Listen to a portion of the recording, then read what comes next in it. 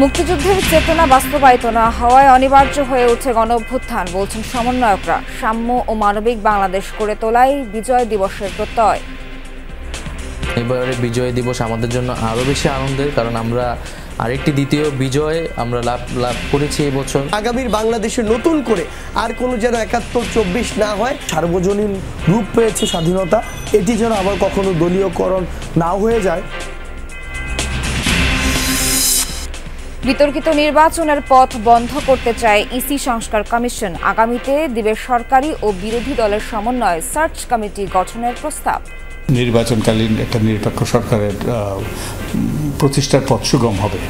এখন এটা যে রাজনীতিবিদরা ঠিক করবে আগামী সংসদে এটা রূপটা কি হবে। টাকা ছাপিয়ে দুর্বল ব্যাংককে তারল্য সহায়তা উস্কে দেবে মূল্যস্ফীতি। মত অর্থনীতিবিদদের রাজস্ব নীতি ও বাজার ব্যবস্থার উপর গুরুত্ব দেওয়ার তাগিদ। ফেনীর বিস্তীর্ণ চরাঞ্চলে সৌর বিদ্যুৎ প্রকল্প সহজ করছে মানুষের জীবন। প্রতি ঘন্টায় জাতীয় গ্রিডে যুক্ত হচ্ছে ৭৫ মেগাওয়াট। পাহাড়ের বাজার থেকে উধাও বোতলজাত সয়াবিন। খাগড়াছড়িতে দোকান ঘুরে ঘুরে হয়রান ক্রেতারা। শীতকালীন সবজি সহ নিত্যপণ্যের বাজারও চড়া। নানা সমস্যায় জর্জরিত ভোলা চর ফ্যাশনের ১০০ শয্যা বিশিষ্ট উপজেলা স্বাস্থ্য কমপ্লেক্স। ২১ চিকিৎসকের পদে আছেন ৭ জন, তাও মেলে না সবসময়। আজকে ৪ দিন হয়ে গেছে, এখন পর্যন্ত রোগীকে দেখতে কোনো ডাক্তার গেছে। এখানে একজন শিশু বিশেষজ্ঞ ডাক্তার নাই। একজন ডাক্তারও পাইনি, একজন নার্স পাইছি, নার্সে একবার আসছে, পরে খুঁজে আবার গেছি, খুঁজার পরে আরেকবার আসছে।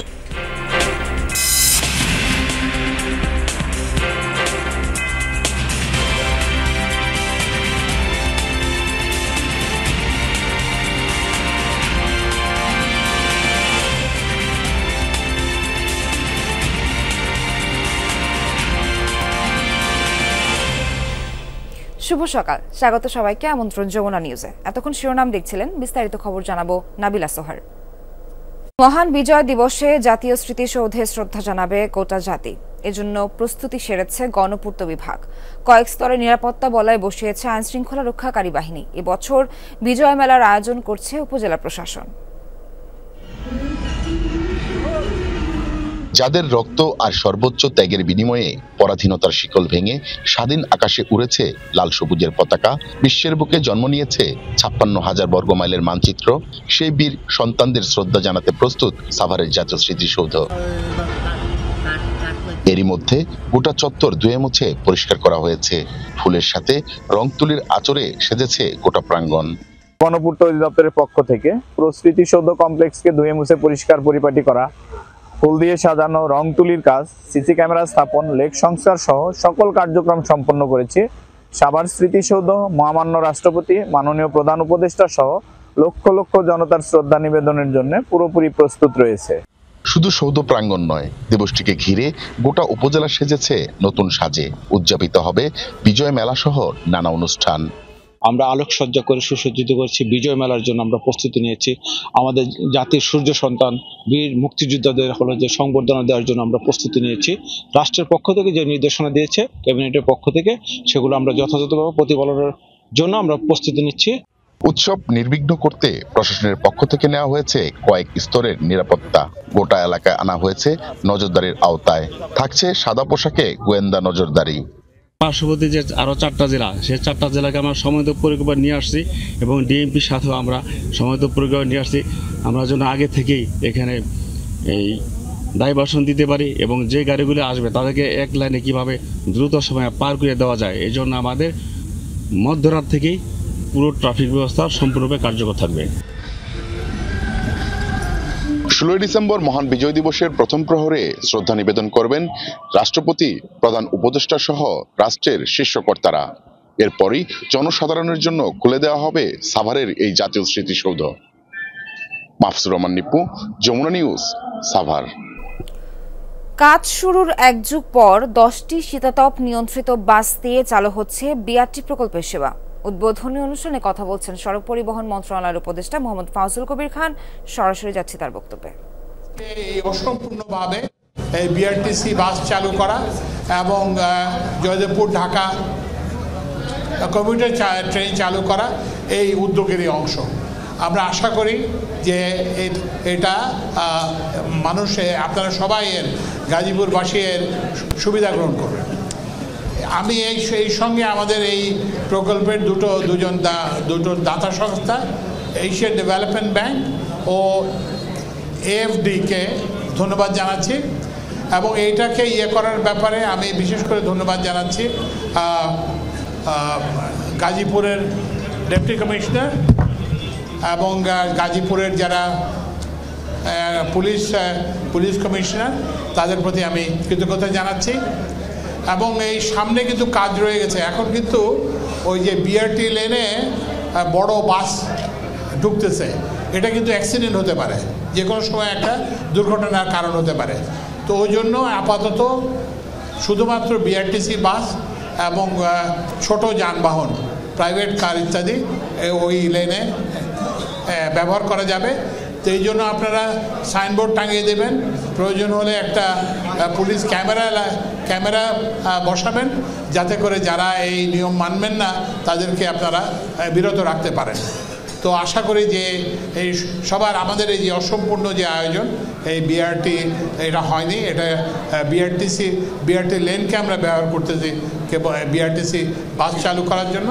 তো আমরা আশা করি যে অদূর ভবিষ্যতে আমরা পূর্ণাঙ্গ BRT চালু করতে পারব। কথা বলছেন ফজলুল কবির খান, সরাসরি ছিলাম তার বক্তব্যে। এবারের বিজয় দিবসকে কিভাবে দেখছেন বৈষম্য বিরোধী ছাত্র আন্দোলনে নেতৃত্ব দেওয়ার সমন্বয়করা? গতানুগতিক বলি আর অগ্রগতির বয়ানের বাইরে কি মাত্রা যোগ করছে 24-এর গণ অভ্যুত্থান? ছাত্রনেতারা বলছেন মুক্তিযুদ্ধের চেতনা বাস্তবায়িত হয়নি, সে কারণেই অনিবার্য হয়ে ওঠে গণ অভ্যুত্থান। মুক্তিযুদ্ধের চেতনায় সাম্য আর মানবিক মর্যাদার বাংলাদেশ করার সুযোগ এখনই। সহকর্মী লামিয়া তিথির রিপোর্ট, ক্যামেরায় ছিলেন তানভীর মোর্শেদ।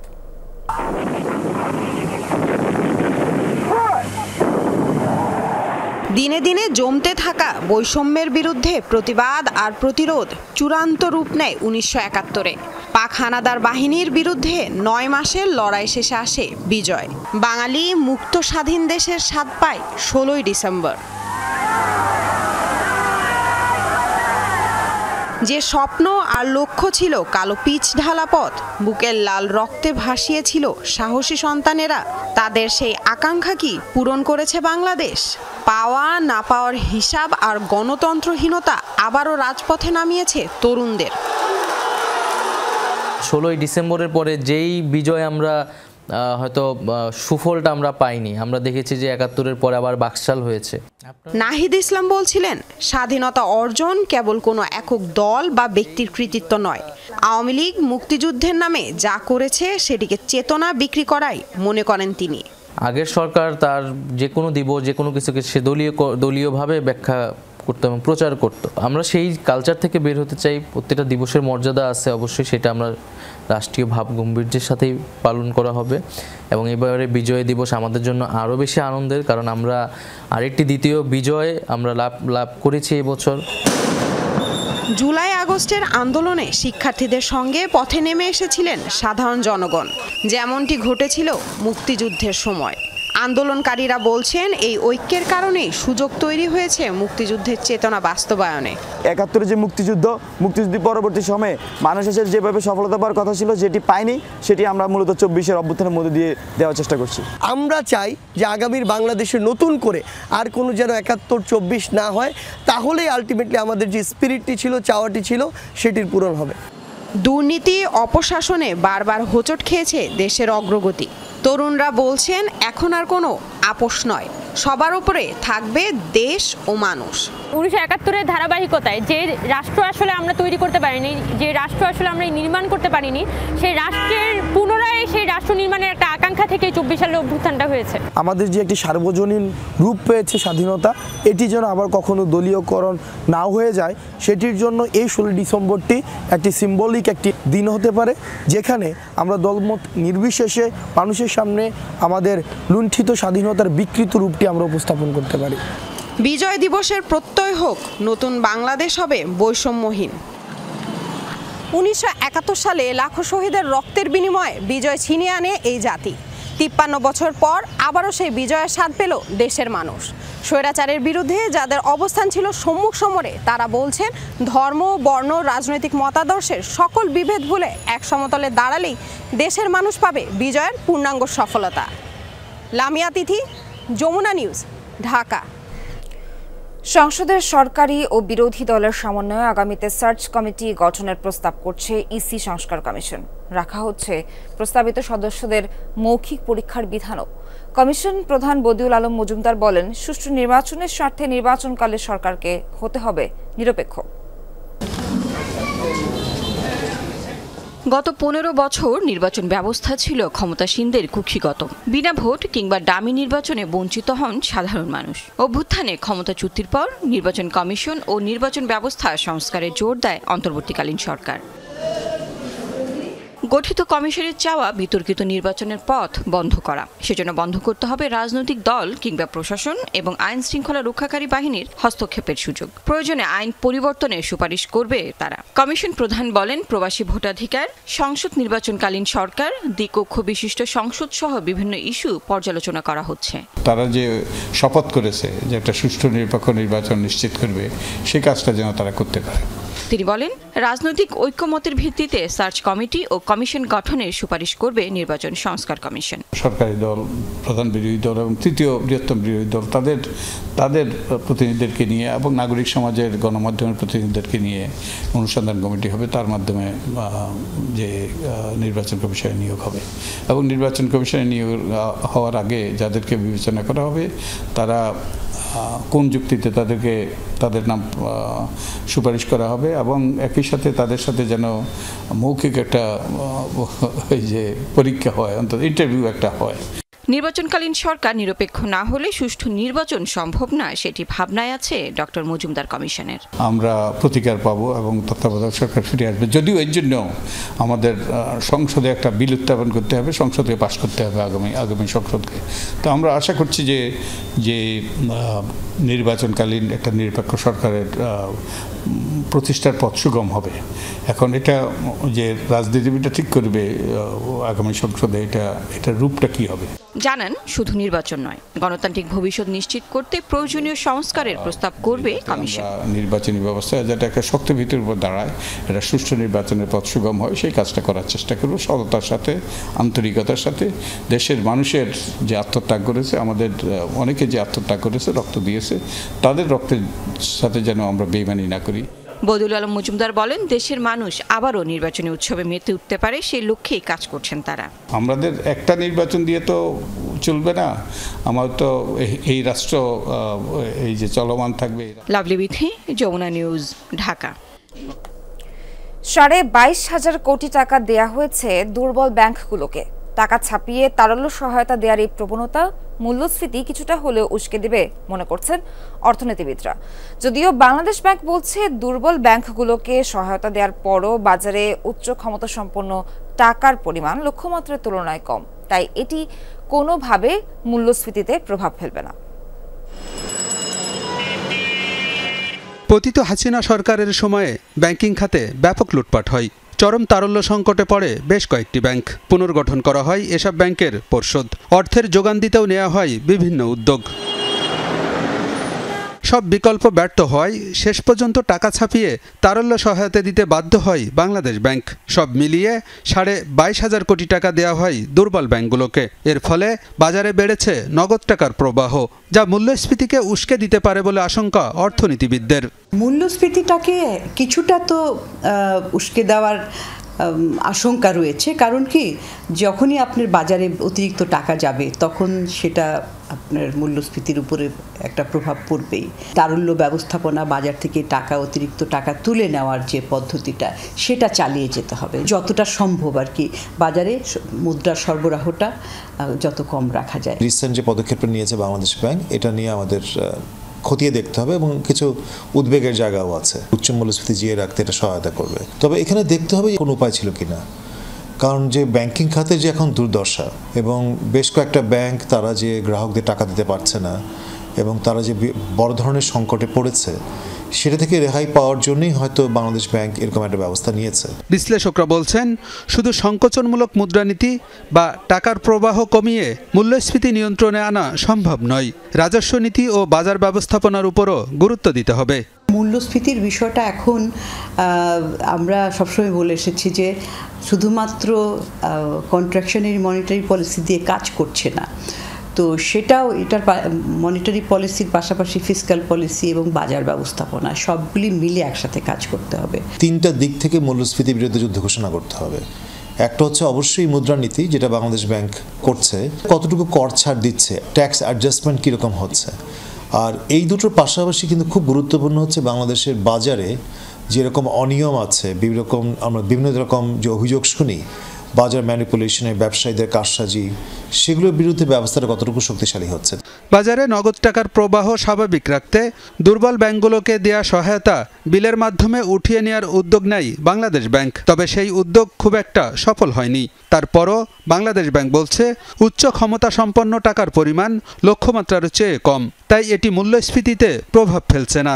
বাংলাদেশ ব্যাংক বিল আপনারা জানেন যেটা অকশন হচ্ছে এবং আমরা তার মাধ্যমে টাকা তুলে আনার চেষ্টা করছি। আমাদের কিন্তু একটা অ্যানালাইসিস আছে, সেটা হলো বাজারে আমাদের হাই পাওয়ার্ড মানি বা রিজার্ভ মানির পরিমাণ কত। আমরা দেখেছি যে রিজার্ভ মানির পরিমাণ যত থাকা উচিত, আমাদের এই 22,500 কোটি টাকা দিলেও আমরা তার নিচে থাকছি। অর্থাৎ এটা আসলে মূল্যস্ফীতিকে উস্কে দেওয়ার মতো কোনো পরিস্থিতিতে নিয়ে যাচ্ছে না।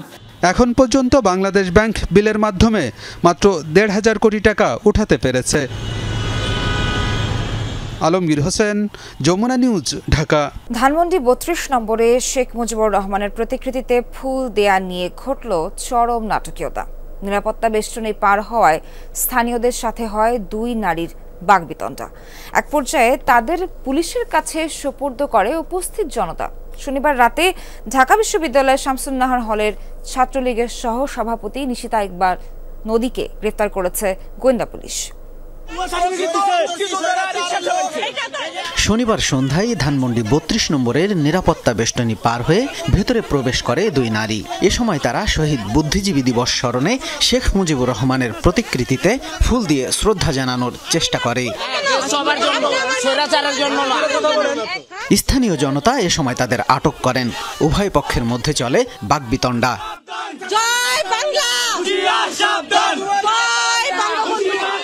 সাধারণ মানুষের সাথে তর্কে জড়িয়ে পড়া এই নারী হচ্ছেন মডেল ও চিত্রনায়িকা মিষ্টি সুভাষ। অপরজন নীলুফার ইয়াসমিন। পরে তাদের ধানমন্ডি মডেল থানা পুলিশের কাছে হস্তান্তর করা হয়। আজকে 14 ডিসেম্বর শহীদ বুদ্ধিজীবী দিবস। সেই দিবস উপলক্ষে আমি একটু বাইরে বের হচ্ছি। আমি এখানে আমি আসতে পারবো না। এটা বঙ্গবন্ধুর বাংলাদেশ। আপনারা যদি দেশকে ভালোবাসেন, দেশের কাজ করেন, নারীকে নিয়ে মডেল মিষ্টি সুভাষ এর আগেও ঢাকা বিশ্ববিদ্যালয়ের টিএসসিতে শেখ হাসিনার জন্মদিনের কেক কেটেছিলেন। সেই দিনও উপস্থিত মানুষদের সাথে জড়ান বিবাদে, যা রীতিমতো সামাজিক যোগাযোগ মাধ্যমে ভাইরাল।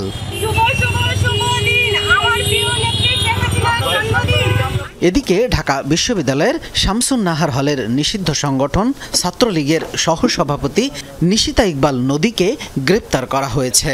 শুক্রবার ধানমন্ডি এলাকায় ছাত্রলীগের একটি ঝটিকা মিছিলের তিনি নেতৃত্ব দিয়েছিলেন। ধানমন্ডিতে তারা 32 নম্বরের আগে তারা সহযোগীর সাথে অনেক তারা সহযোগী ছিল। তারা মিছিল করেছে এবং সেটা রাষ্ট্রবিরোধী কাজ করেছে। সেহেতু আমরা তাদের খুব টেকনিক্যালি কষ্ট করে তাদের সার্ভিলেন্সে রেখেছিলাম। গোয়েন্দা পুলিশের এই কর্মকর্তা জানান, নিষিদ্ধ সংগঠনের কেউ কোনো মিছিল বা অস্থিতিশীল পরিস্থিতি তৈরির চেষ্টা করলে ব্যবস্থা নেওয়া হবে। একই সাথে এই ঝটিকা মিছিলের সাথে আরও যারা জড়িত তাদেরও গ্রেপ্তারের চেষ্টা অব্যাহত আছে। শামীম রেজা, যমুনা নিউজ, ঢাকা। একটা সময় ছিল বিস্তীর্ণ চরাঞ্চল, সবুজ ঘাসের ওপর চড়ে বেড়াতো গবাদি পশু। বাঁকা নদী সংস্কারের পর জেগে ওঠা সেসব জমিগুলোকে কাজে লাগিয়ে ফেনীর সোনাগাজীতে গড়ে তোলা হয়েছে পরিবেশ বান্ধব সৌর প্রকল্প, যা এখন অপার সম্ভাবনার কথা বলছে। একটি প্রকল্প থেকে জাতীয় গ্রিডে প্রতি ঘন্টায় যুক্ত হচ্ছে 75 মেগাওয়াট বিদ্যুৎ। আরও 300 মেগাওয়াট বিদ্যুৎ উৎপাদন প্রক্রিয়াধীন। বিস্তারিত জানাচ্ছেন সহকর্মী আরিফুর রহমান। জ্বালানি শক্তি সহজ করেছে মানুষের জীবনযাত্রা, পাশাপাশি পরিবেশের ক্ষতিও করেছে প্রতিনিয়ত। তাই কয়লা, গ্যাস কিংবা তেল ভিত্তিক বিদ্যুৎ কেন্দ্রের পাশাপাশি জোর দেয়া হচ্ছে সৌরবিদ্যুৎ উৎপাদনেও। জ্বালানি শক্তির ব্যবহার সীমিত করতে ফেনীর সোনাগাজীর বিস্তীর্ণ চরে চলছে প্রকল্প বাস্তবায়নের কাজ। ব্যবস্থাপকের দাবি, সরকারিভাবে নির্মিত এটি দেশের সবচেয়ে বড় সৌরবিদ্যুৎ কেন্দ্র। এই কেন্দ্র থেকে এরই মধ্যে জাতীয় গ্রিডে প্রতি ঘন্টায় যুক্ত হচ্ছে ৭৫ মেগাওয়াট বিদ্যুৎ। পুরোদমে উৎপাদনে গেলে যুক্ত হবে আরও ৩০০ মেগাওয়াট। সংশ্লিষ্টরা বলছেন, জ্বালানি নির্ভর কেন্দ্র থেকে সাশ্রয়ী এই উপায়ে বিদ্যুৎ উৎপাদন। অন্যান্য ফসিল ফুয়েল থেকে বিদ্যুৎ উৎপাদন করলে আমরা পরিবেশে একটা বিরূপ প্রতিক্রিয়া করে তা কার্বন নিঃসরণ হয়, কিন্তু এই বিদ্যুৎ কেন্দ্র থেকে কোনো কার্বন নিঃসরণ হচ্ছে না। এটা 100% পরিবেশ বান্ধব বিদ্যুৎ কেন্দ্র। সূর্যের বিকিরণের উপর নির্ভর করে উৎপন্ন হচ্ছে বিদ্যুৎ। সমুদ্র উপকূলের জলোচ্ছ্বাস ও বাতাসের গতিবেগের ১০০ বছরের সমীক্ষা মাথায় রেখে কেন্দ্র এলাকায় দেয়া হয়েছে ৫ কিলোমিটার বাঁধ। বেশি ডিপেন্ড করে রোদের উপর, তারপর আরও কিছু ফ্যাক্টর আছে, বাতাসের প্রেশার, বাতাসের স্পিড, তারপর টেম্পারেচার, এই ফ্যাক্টরগুলো সব কিছুর উপর ডিপেন্ড করে আমাদের এই জেনারেশনটা হয়। এরই মধ্যে ১,০০০ একর ভূমি অধিগ্রহণ করা হয়েছে। উৎপাদন লক্ষ্যমাত্রা অর্জনে আরও জমি অধিগ্রহণের কাজ চলমান। সোনাগাজী উপজেলাতে সৌরবিদ্যুৎ প্ল্যান্ট স্থাপনের জন্য ইতিমধ্যে ১,০০০ একর জমি অধিগ্রহণ প্রক্রিয়া সম্পন্ন হয়েছে। এর মধ্যে ২৮৪ একর জমিতে ৭৫ মেগাওয়াট বিদ্যুৎ উৎপাদনের জন্য প্ল্যান্ট প্রস্তুত করা হয়েছে। এই প্রযুক্তি জনপ্রিয় করা গেলে বিদ্যুৎ সংকট সমাধানের পাশাপাশি ঘটবে না পরিবেশ বিপর্যয়, ক্ষতিগ্রস্ত হবে না আশপাশের চাষাবাদও। তাই এই পদক্ষেপকে সাধুবাদ জানিয়েছেন পরিবেশ কর্মীরাও। এইরকম সৌরবিদ্যুৎ উৎপাদন করলে কোনো ক্ষয়ক্ষতি হয় না পরিবেশের। সোলার প্ল্যান্টের নিচে এখানে সবজি চাষ করা হচ্ছে, অলরেডি উদ্যোগ নেওয়া হয়েছে এবং প্রসেসিং চলছে। তাহলে আমাদেরকে এখন এসে নতুন করে যে বিশাল টাকা আমাদের লগ্নি করতে হয়েছে সেই টাকাটুকু হয়তো সাশ্রয় হতো, এবং সেটা আমরা যদি সৌরশক্তির উপর নির্ভর করে আমাদের পাওয়ার প্ল্যান্টে আরও বেশি ধাবিত হতাম, তাহলে রাষ্ট্রের উন্নয়নে আমরা আরও বেশি সুফল পেতাম। প্রকল্পে ব্যয় ধরা হয়েছে প্রায় ৮০০ কোটি টাকা। এতে বিশ্বব্যাংকের পাশাপাশি অর্থায়ন করছে বাংলাদেশ সরকার ও electric generation company of Bangladesh EGCB. আর প্রকল্প বাস্তবায়ন করছে চীনের ঠিকাদারি প্রতিষ্ঠান ত্রিনা সোলার ও HYDC। আমার প্রায় ৫৫০ মিটার কাজ, যার মূল্য ১৬ লাখ টাকা।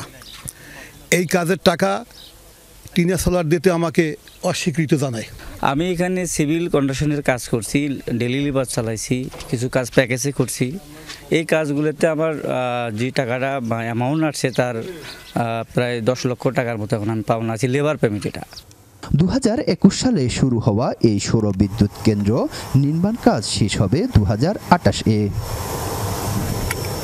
একসময় এই জমিগুলো ছিল অনাবাদি এবং পতিত। এই জমিতে এখন সারি সারি সোলার প্যানেল, যেখান থেকে উৎপাদন হচ্ছে বিদ্যুৎ, যা যুক্ত হচ্ছে জাতীয় গ্রিডে। এই বিদ্যুৎ উৎপাদনে বিরূপ প্রভাব পড়ছে না পরিবেশে। এমন বিদ্যুৎ উৎপাদন চায় এখানকার বাসিন্দারা। আরিফুর রহমান, যমুনা নিউজ, ফেনী। নানা সমস্যায় জর্জরিত ভোলা চর ফ্যাশনের ১০০ শয্যা বিশিষ্ট উপজেলা স্বাস্থ্য কমপ্লেক্স কাগজে কলমে উন্নীত হলেও চলছে ৫০ শয্যার লোকবল ও সরঞ্জাম নিয়ে। ২১ চিকিৎসকের পদে আছেন মাত্র ৭ জন। তাদের বিরুদ্ধেও নির্ধারিত সময়ে হাসপাতালে না থাকার অভিযোগ রোগীদের। হাসপাতালের বিভিন্ন ওয়ার্ডে রোগী ও স্বজনদের ভিড়, অথচ কোথাও চিকিৎসকের দেখা নেই। বলছি ভোলা চরফ্যাশন বিশিষ্ট উপজেলা স্বাস্থ্য কমপ্লেক্সের কথা। খাতা কলমে ১০০ শয্যায় উন্নীত হলেও হাসপাতাল চলছে ৫০ শয্যার লোকবল ও সরঞ্জাম দিয়ে। প্রতিদিন শত শত মানুষ সেবা নিতে আসেন এখানে। রোগীদের অভিযোগ, ঘন্টার পর ঘন্টা সময় পার করলেও কাঙ্ক্ষিত সেবা জোটে না। আজকে ৪ দিন হয়ে গেছে, এখন পর্যন্ত রোগীকে দেখতে কোনো ডাক্তার গেছে, এই জিনিসটা আমাদের চোখে পড়েনি। আমি একজন ডাক্তারও পাইনি, একজন নার্স পাইছি, নার্সে একবার আসছে, পরে খুঁজে আবার গেছি, খোঁজার পরে আরেকবার আসছে। ডাক্তার গেলু গিয়ে না চাই আমার ভালো হয়েছি, ভালো হয়েছি। আবার না ছাড়া করলে বরিশাল লয়ে যান, ভালো নাহলে ঢাকা লয়ে যান। এখানে একজন শিশু বিশেষজ্ঞ ডাক্তার নাই, এখন আমাদের বাচ্চাদেরকে অন্যান্য যারা আছে তারাই দেখে। 21টি পদের বিপরীতে চিকিৎসক আছেন মাত্র 7 জন। সকাল 8টা থেকে দুপুর 2:30 পর্যন্ত চিকিৎসকদের রোগী দেখার কথা। অভিযোগ রয়েছে সেই সময়টুকু হাসপাতালে থাকেন না বেশিরভাগ ডাক্তার। আসলে ডাক্তার পাওয়া যায় না, যেমন চলে যায় এরা প্রাইভেটে চলে যায়। ইঞ্জেকশন দিল নার্সে, তারপরে ওই যে আমার গ্যাসটা দেওয়ার জন্য বলছিলাম, তারপরে সে দিতেছিল। পরিষ্কার পরিচ্ছন্নতারও কোনো বালাই নেই এই সেবা কেন্দ্রে। ক্যানোলা আর ইঞ্জেকশনের মতো জরুরি উপকরণের জন্য টাকা আদায় করছেন চতুর্থ শ্রেণীর কর্মচারীরা। বিনামূল্যে ওষুধ দেওয়ার কথা থাকলেও তা মানা হচ্ছে না। বাচ্চারা আমার কাছে স্লিপ লিখে দিয়েছে ওষুধ আমার কাছে নিচে না করাইতাম, আমরা করাইতেছি, আবার না চাইলে বলি আবার আমার কাছে না। সব কিছু কি নাম গো, হাসপাতাল থেকে কিছু দেয় নাই, আমগো সুই স্লাইন সব কিনা। নাচে করে যদি আনলে এটা গেলে না কাটলে 100 টাকা দিতে হইব। চিকিৎসকদের বিষয়ে কিছু না বললেও হাসপাতালের বাকি অনিয়মের পক্ষে নানান ধরনের যুক্তি দেখান স্বাস্থ্য ও পরিবার পরিকল্পনা কর্মকর্তা। প্রথম দিকে ওষুধ শেষ হয়ে যায়, শেষের দিকে যে রোগীগুলো আসে হয়তোবা তাদের কিছু স্বল্পতা থাকতে পারে। সমন্বিত কার্যক্রমের মাধ্যমে চিকিৎসা ব্যবস্থা চলে। এখন একটা প্লাস্টার করবে, ওকে সহযোগিতা করার জন্য লোক থাকবে। এটা যদি ধরা হয় যে সুইপার কাজ করেছে, ক্লিনার তার ব্যান্ডেজ করে টাকা নিচ্ছে, ক্লিনার কাজ করছে, এটা ওয়ার্ড ডক্টরের কাজ, তাহলে চিকিৎসা ব্যবস্থা চলবে না। অভিযোগগুলো তদন্ত করে ব্যবস্থা নেওয়ার আশ্বাস দিলেন জেলা সিভিল সার্জন। কোনো রোগীকে বাহির থেকে ওষুধ কেনানো যাবে না, যদি এটা করে থাকে সেটা অবশ্যই নিয়ম বহির্ভূত হচ্ছে, এটা অবশ্যই আমরা তদন্ত করে দেখব। আর একটা হলো ক্লিনার এবং যারা আয়া আছে তাদের তো আসলে কোনো ইনজেকশন দেওয়ার কোনো সুযোগ নেই, ইনজেকশন তো সিস্টাররা দেবে, এবং সিস্টার নার্স এবং ক্লিনার এবং আয়া যদি ক্যানুলা করে থাকে এটা গুরুতর অপরাধ, এবং এটার বিনিময়ে টাকার যে প্রশ্ন আসছে এটা কোনোভাবেই টাকা নেওয়ার কোনো সুযোগ নেই। চরফ্যাশনে প্রায় 6 লাখ মানুষের জন্য সরকারি হাসপাতাল মাত্র একটি, ডায়াগনস্টিক সেন্টার ও ক্লিনিক রয়েছে 34টি। রাহিম সারোয়ার, যমুনা নিউজ। পাহাড়েও বাজার থেকে উধাও বোতলজাত সয়াবিন। খাগড়াছড়িতে দোকান ঘুরে ঘুরে হয়রান ক্রেতারা। বিক্রেতারা বলছেন চাহিদার তুলনায় যোগান কম, দাম বাড়ানোর পরও স্বাভাবিক হয়নি সরবরাহ। পাহাড়ে শীতকালীন সবজি সহ অন্যান্য নিত্যপণ্যের বাজারও চড়া। খাগড়াছড়ির দোকানগুলোতে 250 গ্রাম, আধা লিটার, 2 লিটার ও 5 লিটারের বোতলজাত তেল নেই বললেই চলে। 1 লিটারের বোতলও চাহিদার তুলনায় কম। প্রায় মাসখানেক ধরে এই সংকট। তেল নিলে বলতে মশলা নিতে সরষের তেল, নাইলে আপনার এই মশলা, নাইলে তেল দেয় না। দাম বাড়ার পরও আমরা পাচ্ছি না, লিটারে বলে 8 টাকা করে বাড়াইছে, ইয়ার পরও আমরা কিন্তু তেল পাচ্ছি না। রেট বাড়ানো অনুযায়ী তারপরও সেই কোম্পানি মাল দিতে পারতেছে না, যার কারণে এখন আমরা আর্থিক অবস্থা অনেক ক্ষতিগ্রস্ত। দোকানদার কাছে আমরা এখন মাল ঠিকভাবে দিতে পারতেছি না। তেল যদি আমরা টাকা দিয়েও না পাই তা কোন দেশে বাস করতেছি আমরা? বাংলাদেশে তেলের অভাব নাই, আর এখন তেলের সংকট। ডিলার ও খুচরা বিক্রেতাদের দাবি, কোম্পানিগুলো সংকট দেখিয়ে সয়াবিনের পাশাপাশি অন্যান্য পণ্য নিতে দোকানিদের বাধ্য করছে। চাহিদার তুলনায় সরবরাহ কম, ফলে অনেক ক্রেতা ফিরছেন খালি হাতে। পেঁয়াজ হলো 85 টাকা, এরপর ডিম হলো 12 টাকা, এরপরে আলু আছে 75 টাকা। আলু কিনে আনছি 69 টাকা 70 টাকা করে, আর পেঁয়াজ কিনে আনছি 80 টাকা করে। সামনে আরো কমে যাবে, তার কারণ হলো সবজি যত বেশি আমদানি হবে তত কমে যাবে। সবজি আসতে শুরু করছে, মোটামুটি নিয়ন্ত্রণের ভিতরে আসছে, আসলে আরো কমে যাবে। শুধু সয়াবিন নয়, অন্যান্য নিত্যপণ্যের বাজারেও স্বস্তি নেই। পর্যাপ্ত সরবরাহের পরও কমছে না আলু এবং শীতকালীন সবজির দাম। কারণ আমাদের যে ক্রয় ক্ষমতা, এটা বাজারে আসলে একটু হিমশিম খেতে হয়। গরিব মানুষের জন্য এটা এখন কমে দিলে এখন সবচেয়ে আমরা ভালো মনে করি। সিন্ডিকেটের হাতের মাধ্যমে যে আমরা হয়রানি না হই, এটাই আমাদের দাবি। সরকারের বাজার মনিটরিং ব্যবস্থা তেমন একটা ভালো বলে আমাদের মনে হচ্ছে না। বাজারে গিয়ে আয় ব্যয়ের হিসাব মেলাতে পারছেন না পাহাড়ের মানুষ। জুবাইদ ইবনে শাহাদাত, যমুনা নিউজ। কনকনে ঠান্ডার সাথে হিমেল হাওয়া, সাথে ঘন কুয়াশায় কাহিল জনজীবন। উত্তরের শীতের সকালের চিত্র জানাতে রংপুর থেকে যুক্ত হচ্ছেন সহকর্মী সরকার মাজহারুল মান্নান। মাজহার, উত্তরে তো শীতের দাপট সবসময় বেশি, এখন কেমন তাপমাত্রা, কতটুকু নিচে নেমেছে এবং কেমন শীত অনুভূত হচ্ছে, বিস্তারিত জানাবেন।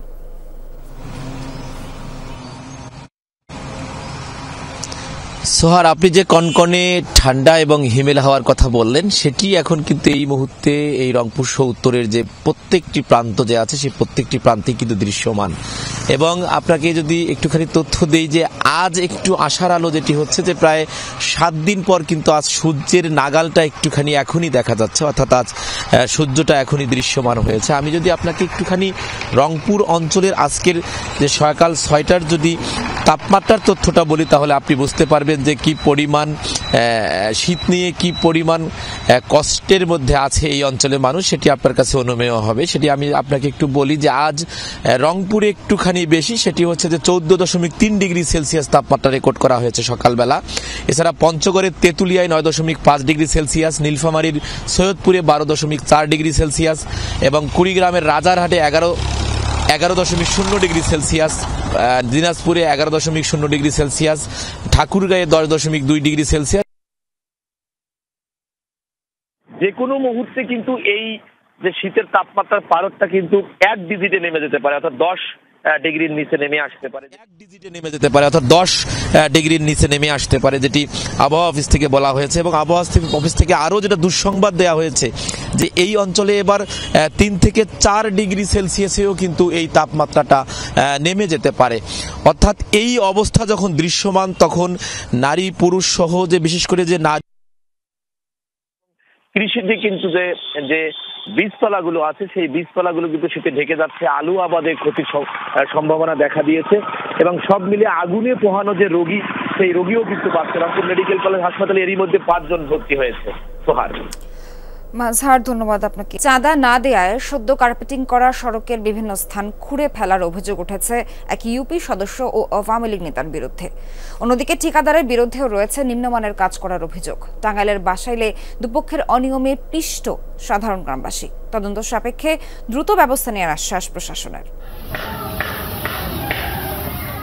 সোনালিয়া গ্রামে 800 মিটার এই সড়কের নির্মাণ কাজ চলছে 3 বছর ধরে। মাসখানেক আগে বিটুমিনের প্রলেপ পড়ে টাঙ্গাইল বাসাইল উপজেলার এই সড়কে, কিন্তু অল্প দিনেই বেহাল।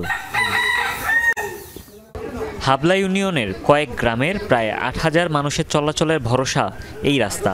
2021 সালে প্রায় 1 কোটি টাকা ব্যয়ে সড়কটি নির্মাণের কার্যাদেশ পায় Nipun poultry and fish feed construction. 2022 আগস্টে শেষ হওয়ার কথা, অথচ এতদিনও সম্পন্ন হয়নি কাজ। রাস্তা অরিজিনালি 25 মিলি হওয়ার কথা, এমএল হয় না। আপনি এই জায়গায় দেখেন 1.5 হাত পরিমাণ কিন্তু একটা খোয়া পড়ে।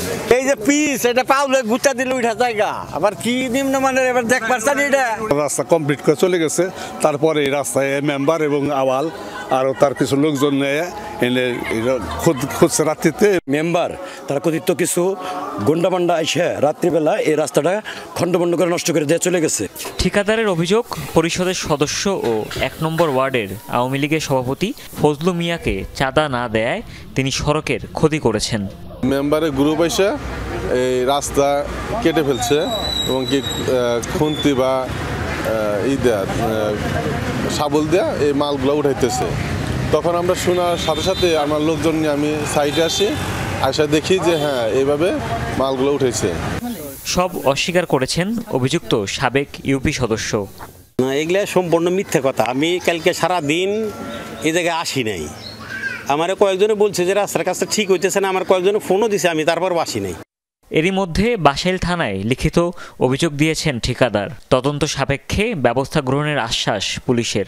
আমরা লোক লাগাইছি, সোর্স লাগাইছি, ওটা আমরা তদন্ত করছি, আইনগত ব্যবস্থা নিব। রাস্তা তো আমরা পাইছি, আমাদের দারোগা ছিল তখন, যা দেখছে যে রাস্তা একটু নষ্ট করছে, সোলিং দিছিল, তো সোলিং দিয়ে একটু উপরে কার্পেটিং দিয়ে করছে আর কি, খুঁচাইছে এবং ওই শাবল টাবল দিয়ে নষ্ট করছে এরকম।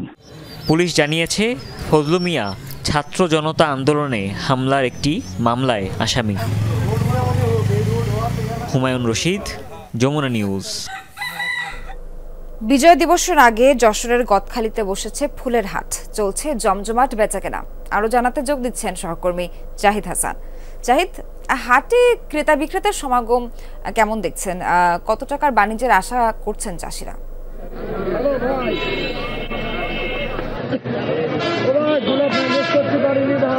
সোহার ফুলের রাজধানী জানি যশোরের যে গদখালি সেটা যে আগামী যে 16 ডিসেম্বর বিজয় দিবসের যে হাট বলা হয় বড় হাট, সেটা হচ্ছে আজকে সকাল থেকে শুরু হয়েছে। সেই কাক ডাকা ভোর থেকেই গদখালি অঞ্চলের যত ফুল চাষিরা আছে তারা ফুল ক্ষেত থেকে ফুল তুলে তারা এই যে গদখালি বাজারে নিয়ে এসেছে।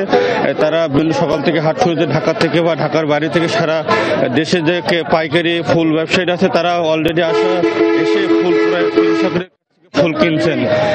মূলত এই বিজয় দিবসে যে গাঁদা ফুল আছে সেটাই মূলত হচ্ছে চাহিদা থাকে। আমরা যদি বলি কি ধরনের হচ্ছে ফুল বেচে কিনা কেমন হচ্ছে আপনাদের?